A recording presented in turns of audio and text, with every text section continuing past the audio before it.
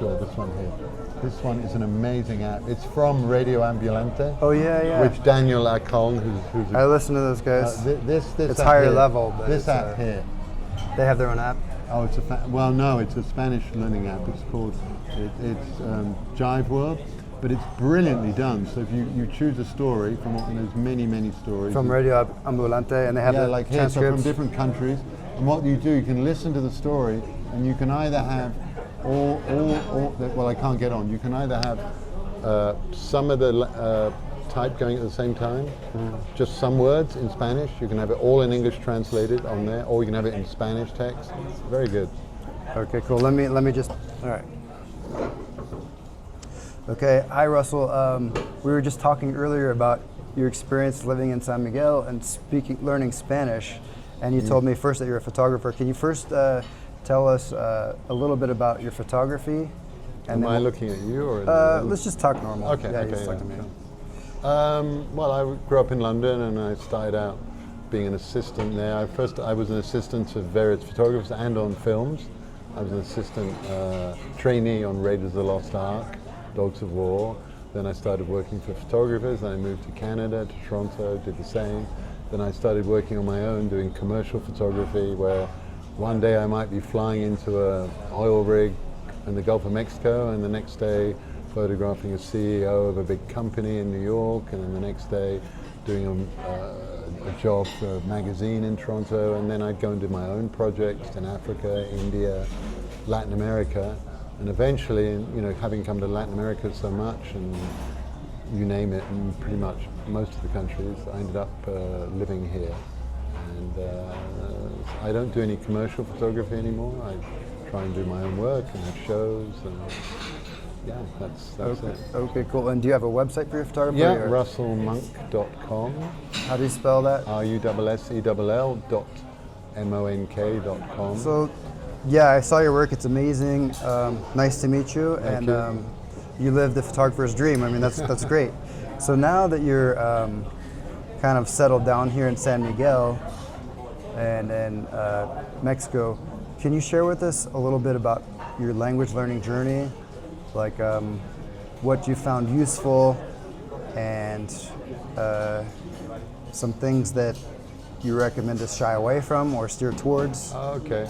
Well, I mean, I could say in Spanish, debe ser mi español sería mejor, porque después de todo el tiempo he vivido aquí, si es la verdad, la neta, like that's a bit of slang, it should be actually better, but it's, I actively work at learning Spanish, and I think if you don't, you can live in San Miguel and never learn Spanish beyond the very basics. If you don't actually try, unless you're. Also, age matters when you start to learn the language. The younger you learn, the better. Yeah. So, I started. Before I moved here, I would go with another friend of mine, a photographer. We went once to. We went to Quito. For like 3 weeks, lived with a family, went to school every day, and then traveled a bit and photographed. I did the same in Guatemala. There's a big language learning center there, Antigua, a lot of Spanish schools. And then in San Miguel, I've had a teacher for years that I've once a week. And then I try and listen to podcasts. I try and speak Spanish as much as possible. And you said that you interact with people, right? Like your plumber or your bartender. I try to speak to them, as much as possible. I live in a neighborhood where there's literally no English spoken. So, but as I think I said to you, and I hope this is not insulting, but sometimes when I receive text I go, oh, my Spanish is better than theirs. Well, written Spanish, correct grammar, things like that. Yeah, people don't speak like textbooks. No, right? No. There should be a Spanish class for like real Spanish, which I know there are some podcasts that we were discussing where it's a bit more like street Spanish, and so. Do you want to do that real quick? Let's do some compare podcasts. Okay. Real quick. Okay, hold on. So. The first one you mentioned was No Hay Tos, right? Hold on. Buen día. Oswego. Yeah, I mentioned No Hay Tos, two guys, I forget their names, Hector and somebody, and they're good because sometimes they just riff on a subject, and then occasionally they'll actually give a class in grammar and stuff like that. So that's, you're talking, these are more for kind of not very beginners, but no, more then intermediate. definitely not, but intermediate intermediate level. to advanced. Yeah, I would say okay. that is. Then there was another. There used to be a very famous one that this Scottish guy did called Coffee Break Spanish. Oh yeah. And they do other stuff, and they don't seem to do as much anymore. And you mentioned Espanol con Juan. But that's Espanol con Juan, who I think he lives in London, and he just sort of extemporizes on anything on his mind. That's quite good. yeah, like free flow thinking out loud. There's Espanol Listos, which is a couple. He's an American, she's Colombian, and they're pretty good actually. But as I said to you before, the thing is that you always feel, if you've been listening to it for a while, you don't feel like they're going up in levels. You're sort of the same, which of course It's a little too comfortable, right? it's a little too comfortable. Yeah. This one I mentioned How to Spanish. Those guys, Yep. a Mexican couple in Querétaro. They just Yeah. had a baby. Yeah, I quite like them. There's another one, Hoy Hablamos Gramatica, which is a daily one. There's Learn Spanish and Go, which is another couple. How about Easy Spanish? I've got that one, I yeah. like that. Those are street interviews. Yeah. I quite like that. I quite like that one as well. And we mentioned Mextalki. Yeah. But they too much slang and The audio's aren't not that the great. greatest. Then there's, if you want to get into more advanced, you've got Radio Ambulente, Hilo.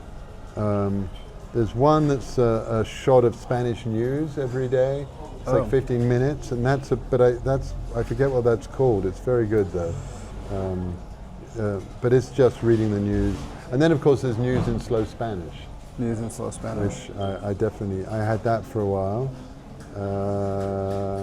And yeah, so there are a lot, To Shot de Noticias, your shot of news. What's it called? Shot de Noticias. To Shot de Noticias. Noticias, yeah, that's a Okay. good one. And that's like the news every day. That's a daily thing, 15 minutes. It's quite good. Let me throw in two for you in case, you probably know these because you've gone through them all, but Yeah. this one I saw on Mexican Shark Tank, Oh yeah? and it's called Bilingua app. Have you heard of that one? No. And I paid, I don't know if I think I just do a monthly. I think it's like $5. They all add up, but Yeah, of what course. he does is he uses AI, and so it's like, this bilingual text Yeah. books, like one side Spanish, one side Yeah, English. I So get he those. did that in app form, Okay. and he's using AI to generate like all the news articles in short. Everything is like under about 3 minutes. Yeah. But it's dual text with dual audio, with audio in the target language, Right. with embedded dictionary. Oh really? Yeah, that's very good. And then the other one, which I started off and I used years ago, is the guy, Link, Steve Kaufmann. He's 78 years old and he's studied like 30 languages, but he has a website called LINGQ, Oh yeah. and that's for reading with audio. Okay. But it's $100 a year, and I paid for years and I barely use it, but it's awesome because it's like you pay and then you get all the languages. Yeah.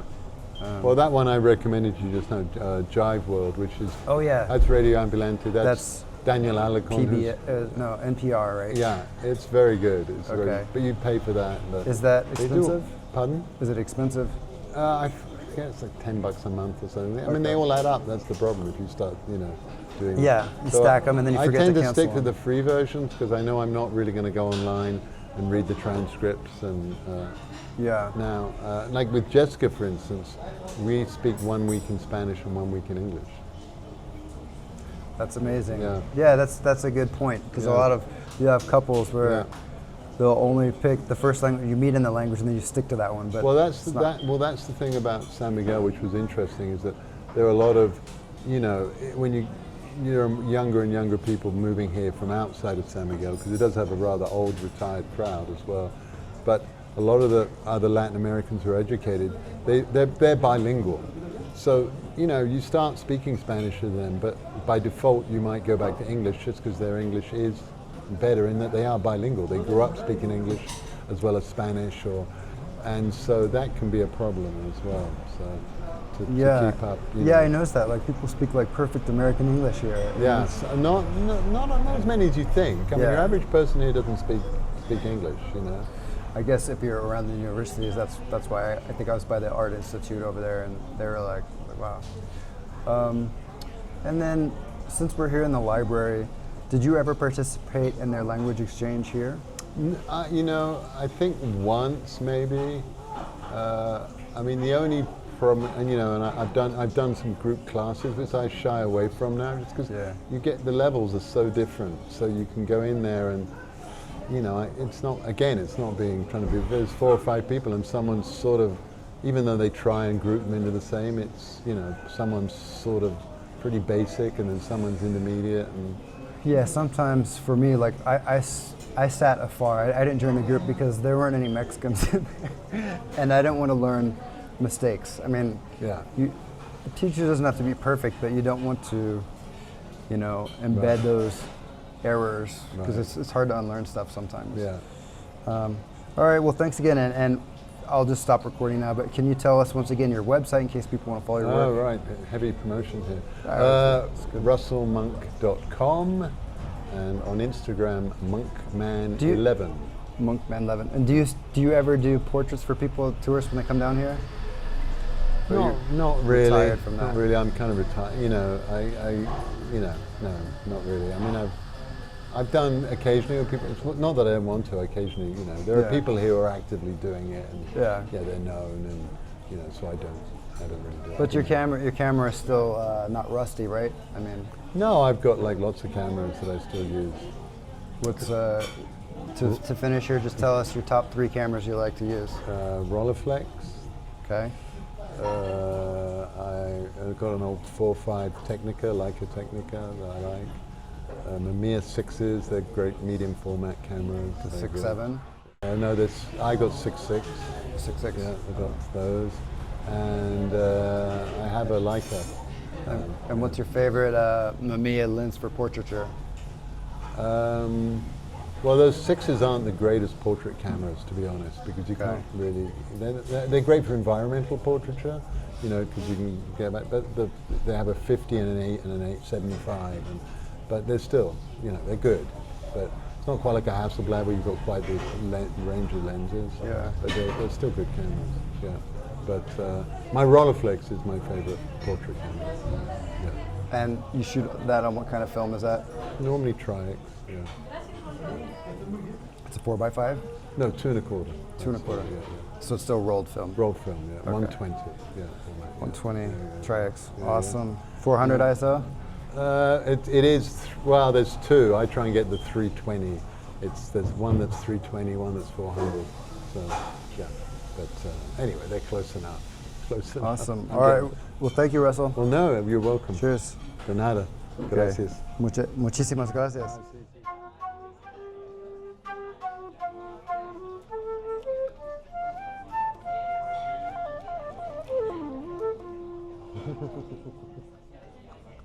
Bravo, bravo.